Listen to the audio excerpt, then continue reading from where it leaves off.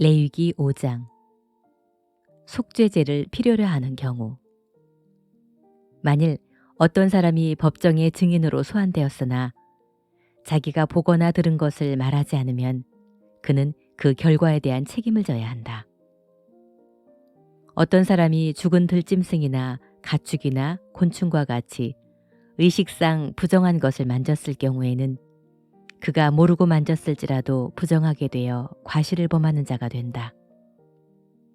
만일 그가 모르고 사람의 부정에 접촉하였다가 그것을 알게 되면 그는 과실을 범한 자가 될 것이다. 어떤 사람이 선한 일이든 악한 일이든 아무 생각 없이 어떤 일을 하겠다고 맹세하였다가 후에 자기가 한 일을 깨달으면 그는 과실을 범한 자가 된다. 누구든지 이런 과실을 범한 자는 자기가 과실을 범했다고 고백하고 자기가 범한 그 과실에 대하여 속죄 제물로 어린 양의 암컷이나 암염소를 끌고 와서 나 여호와에게 바칠 것이며 제사장은 그 사람의 과실을 위해 속죄해야 한다. 만일 그가 어린 양이나 염소를 바칠 형편이 못되면 자기가 범한 과실에 대해서 산비둘기 2마리나 집비둘기 2마리를 나 여호와에게 가져와 한 마리는 속죄 제물로 다른 한 마리는 번제물로 바쳐야 한다. 그는 그 제물을 제사장에게 가져갈 것이며 제사장은 속죄 제물을 먼저 드리되 그 목을 완전히 끊지 말고 비틀어 피를 단곁에 뿌리고 그 나머지 피는 제단 밑에 흘려야 한다. 이것은 속죄제이다. 그리고 나머지 한 마리는 규정대로 불에 태워 번제로 드려야 한다. 이와 같은 방법으로 제사장이 그 사람의 과실을 위해 속죄하면 그가 용서받게 될 것이다. 만일 그가 산비둘기 2마리나 집비둘기 2마리도 바칠 형편이 못되면 그는 자기가 범한 과실에 대하여 고운 밀가루 2.2리터를 가지고 와서 속죄제로 드려야 한다. 이것은 속죄제이므로 그 위에 기름을 붓거나 향을 놓아서는 안 된다. 그는 그것을 제사장에게 가져갈 것이며 제사장은 전체를 바쳤다는 표시로 그 가루 한 움큼을 집어다가 단에서 나 여호와에게 불로 태워 바치는 화제물 위에 얹어 태워야 한다.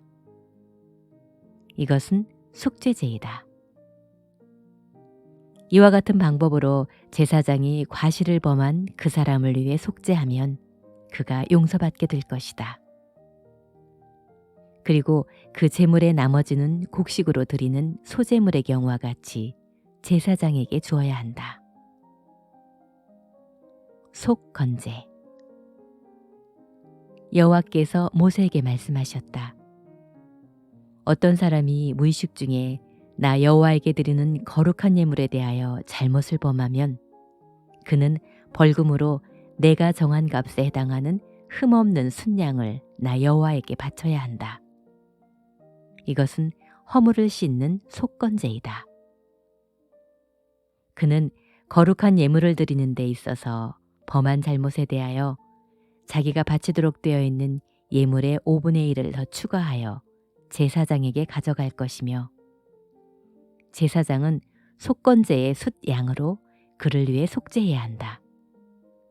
그러면 그가 용서받게 될 것이다.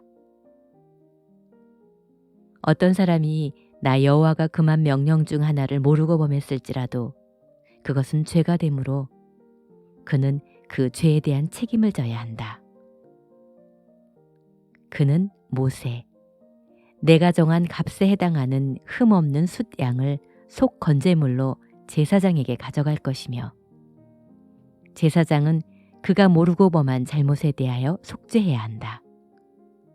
그러면 그가 용서받게 될 것이다. 그가 나 여호와에게 잘못을 범했으니 이 속건제를 반드시 드려야 한다. 시편 3편. 도움을 구하는 아침 기도. 다윗이 자기 아들 압살롬을 피할 때 지은 시. 여호와여, 나의 원수가 어찌 이렇게도 많습니까? 나를 대적하는 자가 너무나 많습니다. 그래서 많은 사람들이 하나님은 나를 돕지 않을 것이라고 말합니다. 그러나 여호와여, 주는 나의 방패시요 나의 영광이시며 나의 머리를 드시는 분이십니다. 내가 여호와께 부르짖으니 그가 거룩한 산에서 응답하시는구나. 내가 잘 자고 다시 깨었으니 밤새도록 여호와께서 지켜주셨습니다. 수천만의 대적이 나를 포위할지라도 내가 두려워하지 않으리라. 여호와여, 일어나소서. 나의 하나님이시여, 나를 구하소서. 주께서는 내 원수들의 뺨을 치시며 그들의 이빨을 꺾어 놓지 않으셨습니까? 구원은 여호와께서 주시는 것입니다. 주의 백성에게 주의 복을 내려주소서. 잠언 20장. 포도주는 사람을 거만하게 하고 독주는 사람을 떠들어대게 하니 술에 취하는 사람은 지혜롭지 못한 자이다. 왕의 분노는 사자의 부르짖음 같다. 그러므로 왕을 화나게 하는 것은 자살 행위나 다름이 없다. 다툼을 피하는 것이 사람의 지혜이건만 미련한 자는 다툼을 일으킨다. 제철에 밭을 갈지 않는 게으른 농부는 추수 때가 되어도 얻을 것이 없다. 사람 마음속의 계획은 깊은 물과 같지만 통찰력을 가진 사람은 그것을 길어낸다. 많은 사람이 서로 충성을 다하고 있다고 주장하니 누가 충성된 자를 만날 수 있겠는가? 정직하고 흠없이 사는 의로운 아버지를 모신 자녀는 복 있는 자이다. 재판석에 앉은 왕은 그의 눈으로 죄의 진상을 가려낸다. 나는 내 마음을 깨끗이 하였다. 나는 죄 없이 깨끗하다라고 말할 자가 누구인가? 저울과 되를 속이는 자를 여호와께서는 미워하신다. 비록 아이라도 그 하는 짓을 보면 그의 행동이 순수하고 정직한지 알 수가 있다. 듣는 귀와 보는 눈은 다 여호와께서 만드신 것이다. 잠자기를 좋아하면 가난하게 된다. 눈을 뜨고 열심히 일하라. 그러면 먹을 것이 풍족할 것이다. 물건을 살 때는 좋지 않다고 말하면서도 돌아와서는 그 물건을 자랑하는 것이 사람이다. 세상에는 금도 있고 진주도 많지만 그보다 더 귀한 보배는 지혜로운 입술이다. 낯선 사람의 보증을 서는 자에게는 그의 옷을 담보로 잡고 외국인의 보증을 서는 자에게는 그의 몸을 담보로 잡아라. 남을 속여서 얻은 것이 맛있는 음식처럼 보이지만 그것은 얼마 안 가서 입 안에 모래와 같을 것이다. 계획을 세우기에 앞서 먼저 다른 사람의 조언을 듣고 전쟁하기에 앞서 먼저 지혜로운 전략가들의 지도를 받아라. 수다를 떨고 돌아다니는 사람은 남의 비밀을 누설하는 자이다. 그러므로 그런 사람과 사귀지 말아라. 자기 부모를 저주하는 사람의 최후는 어둠 속에서 꺼져가는 등불과 같을 것이다. 처음에 급히 얻은 재물은 나중에 복이 되지 않는다. 너는 내가 직접 복수하겠다는 생각을 버리고 여호와께서 처리하실 때까지 기다려라. 균일하지 않은 저울추는 여호와께서 미워하시는 것이니 속이는 저울도 좋은 것이 아니다. 사람의 길은 여호와께서 결정하시는데 우리가 어떻게 자기 길을 알 수 있겠는가? 신중하게 생각해 보지도 않은 채 무턱대고 하나님께 바치겠다는 약속을 해놓고 나중에 후회하는 것은 어리석고 경솔한 짓이다. 지혜로운 왕은 악인을 색출하여 가차없이 처벌한다. 사람의 영혼은 여호와의 등불과 같아서 그 사람의 깊은 곳까지 다 살핀다. 왕이 인자하고 정직하며 공정하면 그 왕위가 튼튼하다.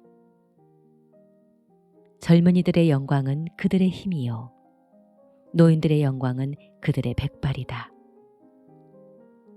상처가 나도록 때리고 엄하게 벌하면 마음속 깊은 곳에 있는 악도 몰아내게 된다. 골로새서 3장. 하늘나라 일만 생각하라. 그러므로 여러분이 그리스도와 함께 다시 살리심을 받았으면 위에 있는 것을 찾으십시오. 거기는 그리스도께서 하나님의 오른편에 앉아 계시는 곳입니다. 여러분은 하늘에 있는 것을 생각하고 땅에 있는 것을 생각하지 마십시오. 이것은 여러분이 죽었고 여러분의 생명이 그리스도와 함께 하나님 안에 감추어져 있기 때문입니다. 우리의 생명이신 그리스도께서 나타나실 때에는 여러분도 그분과 함께 영광 가운데 나타나게 될 것입니다. 그러므로 여러분은 땅에 있는 육체의 욕망을 죽이십시오. 음란과 더러운 짓과 정욕과 악한 욕망과 지나친 욕심은 버려야 합니다. 지나친 욕심은 우상 숭배입니다. 이런 것 때문에 하나님의 노여우심을 사게 됩니다. 여러분도 전에 이런 욕망으로 살았을 때에는 그런 짓을 하였으나 이제는 분한 생각과 화나는 것과 악의와 비방과 입에서 나오는 더러운 말을 버리십시오. 여러분은 서로 거짓말을 하지 마십시오. 옛날에 여러분은 이미 죽었고 이제는 새 사람이 되었습니다. 이 새 사람은 여러분 안에 새 생명을 창조하신 하나님의 모습을 따라 참된 지식에 이르도록 새롭게 되어가고 있습니다. 여기에는 그리스 사람이나 유대인이나 할례를 받은 사람이나 할례를 받지 않은 사람이나 야만인이나 미개인이나 종이나 자유인이나 차별이 없습니다. 그리스도는 모든 것 그 자체이며 모든 것 안에 계십니다. 여러분은 하나님이 택하신 사랑받는 거룩한 사람들입니다. 그러므로 불쌍히 여기는 마음과 친절과 겸손과 부드러움과 인내로 서로 참으며 언짢은 일이 있더라도 주님께서 여러분을 용서하신 것 같이 서로 용서하십시오. 그리고 이 모든 것 위에 사랑을 더하십시오. 사랑은 그 모든 것을 완전히 하나로 묶어주는 띠와 같은 것입니다. 그리스도의 평안이 여러분의 마음을 다스리게 하십시오. 평안을 위해 여러분은 한 몸으로 부르심을 받았습니다. 그리고 여러분은 감사하는 사람이 되십시오.